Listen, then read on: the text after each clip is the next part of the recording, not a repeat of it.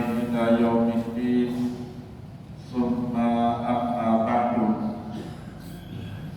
Puji dan syukur senantiasa dan tidak pernah bosan-bosannya kita panjatkan kehadiran Sang Maha Pencipta Allah Subhanahu wa Ta'ala, yang mana dengan limpahan karunia-Nya, rahmat-Nya, hidayah-Nya serta anugerah-Nya kepada kita semua, kita kembali masih diberi kesempatan, kesehatan dan usia panjang oleh Allah untuk sama-sama dan senantiasa mengabdikan diri kita di jalan-Nya dengan menjalankan segala perintah-Nya dan menjauhi semua larangan-Nya.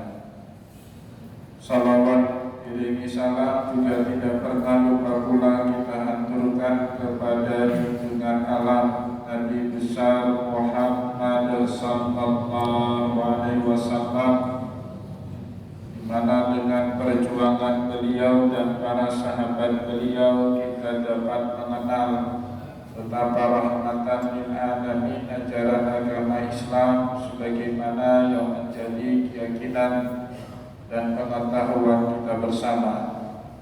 Kaum muslimin dan muslimat jamaah salat subuh yang dimuliakan oleh Allah, jika kita membaca Al-Quran maupun hadisnya Rasulullah, maka sering sekali Rasulullah SAW atau juga Allah di dalam Al-Quran mengukur keimanan kita kepada Allah Subhanahu wa Ta'ala, sejauh mana akhlak budi pekerti kita dengan sesama manusia. Ayat yang berbicara mengenai hal tersebut maupun hadis Rasulullah yang menjelaskan hal tadi banyak sekali bisa kita temukan di dalam berbagai kitab. Misalnya Rasulullah SAW bersabda dalam satu hadis sahih, "Akmalul mu'minina imanan ahsanahum khulqan." Seorang mukmin yang paling sempurna imannya di sisi Allah bukanlah seorang mukmin yang paling banyak rakaat salatnya menurut Rasulullah, bukanlah orang mukmin yang paling sering melakukan ibadah puasanya, bukan juga seorang mukmin yang paling sering mondar-mandir tiap tahun naik haji ataupun umrah. Tapi kata Rasulullah SAW di dalam hadis tadi, seorang mukmin yang paling sempurna imannya di sisi Allah, ahsanuhum khulqan, mereka yang budi pekertinya paling baik dengan sesama manusia. Kaum muslimin jamaah salat subuh yang diberkati oleh Allah, begitu juga saat Rasulullah SAW suatu hari menjelaskan di hadapan para sahabat siapa mereka yang dapat garansi ataupun jaminan dari Allah Subhanahu wa Ta'ala masuk surga. Awalnya Rasulullah menjelaskan masalah iman. La tadkhulul jannata hatta tu'minu, kata Rasulullah. Kalian itu tidak akan pernah masuk surga sampai kalian beriman kepada Allah, beriman kepada hari akhir, beriman kepada para malaikat, beriman kepada Rasul, beriman kepada kitab suci, dan tentunya juga beriman kepada qada dan qadar. Tapi kata Rasulullah kemudian, wala tu'minu hatta tahabbu, iman kalian itu tidak akan pernah sampai sempurna sampai kalian bisa saling mencintai sesama makhluk ciptaannya Allah. Nah, maka oleh sebab itu kemudian Rasulullah beralih dari tema imaniyah menjadi tema akhlakiyah. Bukan lagi urusan akhirnya masalah iman, tetapi urusan akhirnya itu masalah akhlak. Maka sebab itulah Rasulullah SAW menawari kepada para sahabat kemudian, awala adullukum ala syai'in idza fa'altumuhu tahabbatum, apakah kalian mau aku tunjukkan kepada kalian satu amalan, jika kalian mau melakukannya niscaya niscaya kalian akan saling dicintai dan mencintai. Maka Rasulullah SAW pun kemudian bersabda, afsus salama bainakum, tebarkanlah salam di antara sesama kalian. Memberi salam itu bukan lagi urusan iman. Memberi salam itu urusan sapa menyapa, cuma diformalkan saja di dalam syariat kita menjadi assalamualaikum warahmatullahi wabarakatuh. Urusan sapa menyapa itu urusan akhlak, basa-basi dalam kehidupan kita. Tidak mesti assalamualaikum. Kita tanya apa kabar juga termasuk bahagian daripada wa idza huyitum bi tahiyyatin. Kita tanya apa kabar saudara kita hari ini, bagaimana kesehatan dia. Ya, tidak bermasam muka, selalu bermanis muka kepada orang, bahagian daripada akhlak. Memang awalnya Rasulullah SAW bercerita tentang iman, tapi akhir dari perjalanan iman itu sendiri sebenarnya akhlakul karimah. Bapak Ibu kaum muslimin, jamaah salat subuh yang dimuliakan oleh Allah, bahkan yang lebih menarik lagi, dalam salah satu hadis terceritakan kepada kita saat ada seorang sahabat Rasulullah banyak dosanya. Pokoknya semua perbuatan dosa yang belum kita lakukan hari ini sudah dikerjakan sama dia, kecuali satu, mungkin syirik kepada Allah. Maka sahabat ini pun kemudian datang mengakui iktiraf, dalam agama disebut dengan iktiraf, pengakuan dosa di hadapan baginda Rasulullah SAW. Sejenak Nabi Muhammad SAW terdiam. Ternyata masih ada sahabatnya yang doyan ngerjain dosa, padahal Rasulullah SAW masih hidup di tengah-tengah mereka. Nah, tapi sesaat kemudian pun Rasulullah SAW berkata, ittaqillaha haitsu ma kunta, bertakwalah kamu kepada Allah dimanapun kamu berada. Wa atbi'i sayyi'atan hasanatan tamhuha, ikutilah semua perbuatan dosamu dengan perbuatan baikmu. Moga-moga perbuatan baikmu itu bisa menghapuskan dosa-dosa dari perbuatan dosa. Nah, maka kemudian akhir atau penghujung hadis itu Rasulullah SAW kembali mengimbau sahabat tadi, wa khaliqin nasa bi khuluqin hasanin. Bersikap baiklah, berattitude dengan attitude yang sopan, yang ramah kepada umat manusia siapapun dia yang kamu hadapi. Awalnya nasihat Rasulullah masalah takwa, tapi akhirnya Rasulullah SAW mengajak sahabat itu untuk punya akhlakul karimah. Maka di sini Bapak Ibu kaum muslimin dan muslimat jamaah salat subuh yang diberkati oleh Allah, kita jadi paham kenapa ketika Allah Subhanahu wa taala menerangkan kalau surganya itu hanya dipersembahkan kepada orang yang bertakwa, ciri-ciri takwa yang disebut sama Allah Subhanahu wa taala di dalam Al-Qur'an itu tidak ada kaitan sama sekali dengan ibadah. Wasari'u ila maghfiratin min rabbikum wa jannatin 'arduha samawati wal ardh. Kata Allah, mu'iddat lil muttaqin. Surga yang luasnya semesta langit dan bumi itu hanya dipersembahkan kepada orang-orang yang bertakwa. Siapa mereka yang bertakwa menurut Allah Subhanahu wa taala? Tidak ada satupun tanda-tandanya itu, banyak rakaat sholatnya, banyak puasanya, banyak hajinya, banyak umrahnya, tidak ada Bapak. Alladzina yunfiquna fis sarra'i wad dharra. Mereka yang selalu menafkahkan uangnya, hartanya, baik dalam keadaan senang maupun dalam keadaan susah. Akhlak. Zakat itu salah satu atau mungkin juga satu-satunya bagian daripada rukun Islam, tapi lebih kental nuansa hablum minan nasnya daripada hablum minallah. Jadi tidak ada urusan akhirnya, walaupun ketakwaan itu hanya dimengerti sama Allah, tapi ciri-cirinya itu pada akhlakul karimah. Yang pertama yang disebut sama Allah di dalam ayat tadi, alladzina yunfiquna fis sarra'i wad dharra. mereka yang selalu mau menafkahkan hartanya, uangnya, misarra dalam keadaan senang, darra maupun dalam keadaan susah. Dan yang kedua, wal kaziminal ghaidha, orang yang mampu meredam rasa marahnya. Maka Bapak Ibu yang dimuliakan oleh Allah, orang-orang seperti para nabi, para rasul itu nyaris gak ada sifat temperamen sama mereka. Jadi selama sifat temperamental itu masih ada dalam diri seseorang, jauhlah orang itu dari sifat takwa.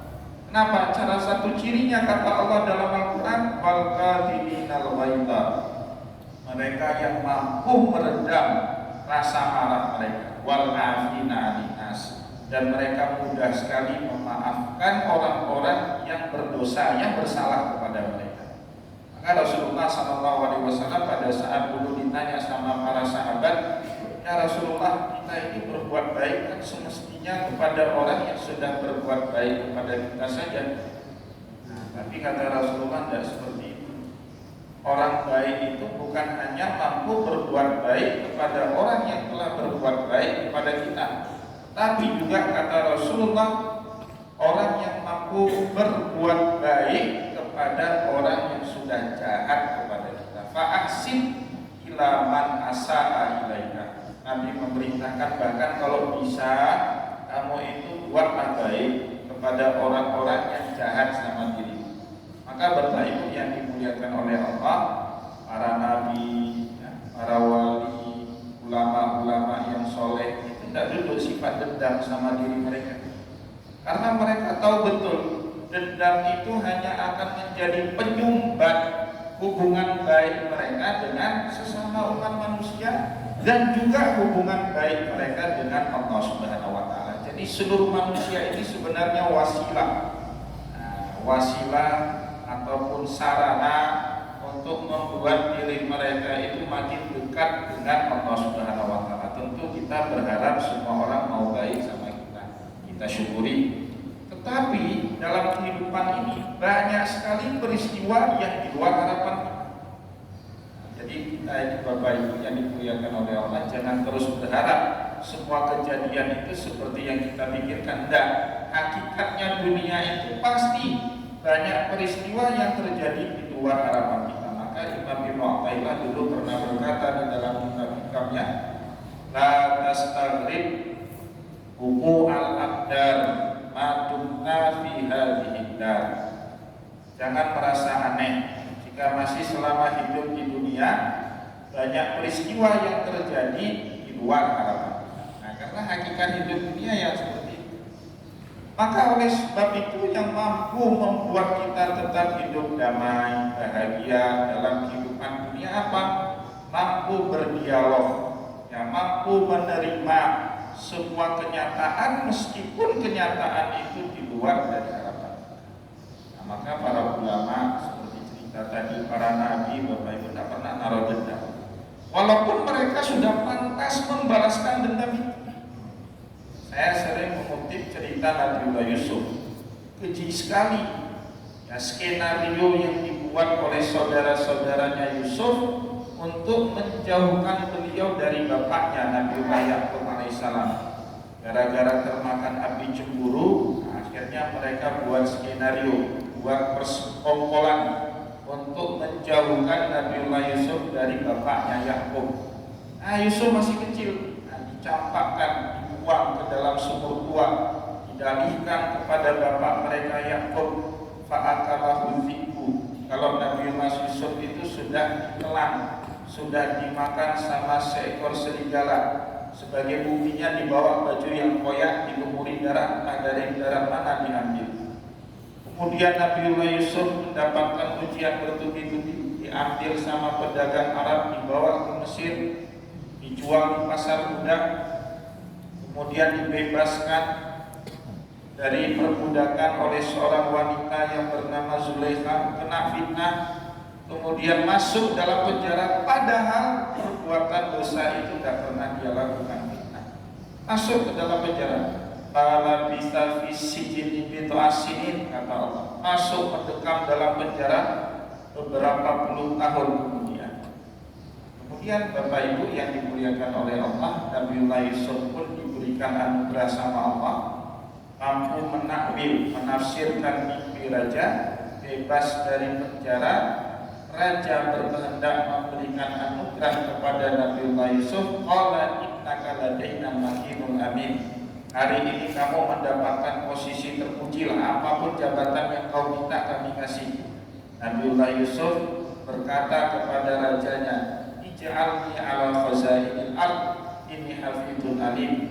Kalau engkau percaya, jadikanlah saya menteri yang akan mengelola keuangan di negara Mesir pada saat itu. Jadilah Nabiullah Yusuf menteri. Saudara-saudaranya di negeri Madian terjadi paceklik, terjadi musim kemarau. Mereka semua hijrah ke Mesir meminta bantuan, ketemu kembali dengan Nabiullah Yusuf alaihissalam. Yusuf bukan sembarang orang, pejabat, punya kekuasaan, punya otoritas. Kalau dia suruh tangkap semua saudara-saudaranya itu bisa. Tetapi pada hari itu Nabiullah Yusuf alaihi salam ketika ketemu kembali dengan saudara-saudaranya, saat saudara-saudaranya itu mengakui telah berbuat dosa, qalu tallahi laqad asarakallahu alaina wa in kunna la khati'in. Demi Allah, Allah Subhanahu wa taala telah mengangkat derajatmu tinggi sekali hari ini. Wa in kunna la khati'in. Kami dulu salah, sudah membuang dirimu jauh dari Bapak. Bapak Ibu yang dimuliakan oleh Allah, seandainya Nabi Yusuf mau balas dendam itu sangat bisa hari ini. Gampang sekali. Laku juga bisa kayak kita ya. Tapi itu tidak ada sifat itu sama seorang Nabi. Nabiullah Yusuf dengan lapang hati, ya, dengan keikhlasan dan ketulusan jiwanya kemudian berkata, qala la tasriba alaikumul yaum yaghfirullahu lakum wa huwa arhamur rahimin. Tidak ada celaan sama kalian. Ya udah enggak usah diingat. Yaghfirullahu lakum, dosa-dosa kalian masa lalu itu diampuni semua sama Allah. Wa huwa arhamur rahimin. Dan Allah Subhanahu wa taala Maha Pengasih lagi Maha Penyayang. Maka Bapak Ibu yang dimuliakan oleh Allah, di dalam kitab Ihya Ulumuddin, Imam Al-Ghazali itu menyebut salah satu yang menyebabkan penyumbat rizki utama manusia itu ketika ada sifat dendam di dalam diri manusia. Di dalam Babul Arzak, Imam Al-Ghazali menyebut kalau ada sifat dendam dalam diri manusia, di saat itu rizkinya itu seret, tidak mudah, tidak barokah. Coba lihat sekarang Bapak Ibu, seandainya kita orang Indonesia masih dendam sama Belanda, mana mungkin pelatih kita Indonesia sekarang dari Belanda, main sepak bola kita dari Belanda. Tak boleh ada dendam. Dan ciri-ciri orang baik itu salah satunya mudah memaafkan kesalahan orang, bisa mengendalikan emosinya, dan senang menafkahkan hartanya, baik pada saat dia senang maupun pada saat dia susah. Maka sebab itu kaum muslimin jamaah Jumat, jamaah sholat subuh yang dimuliakan oleh Allah, Rasulullah SAW saja manusia yang paling baik, manusia paripurna, maksum, yang dijaga sama Allah dengan wahyu, itu juga terkena hukum sosial. Jika Rasulullah SAW orang yang sangat bertakwa dengan Allah, tetapi tidak diikuti dengan akhlakul karimah, maka orang-orang pada lari dari Rasulullah SAW. Maka Allah Subhanahu wa taala di dalam Al-Qur'an meminta Rasulullah untuk bersikap santun, tidak kasar, tidak keras hati. Fabima rahmatin minallahi lintalahu, maka dengan curahan rahmat dari Allah wahai Muhammad, bersikap lemah lembutlah kepada umatmu. Walau kunta faddan ghalidhal qalbi lan faddu min haulik, seandainya itu kamu orangnya kasar, keras hati, lan faddu min haulik, meskipun kamu utusan Allah, orang-orang pada lari darimu, akan menjauh dari Rasulullah.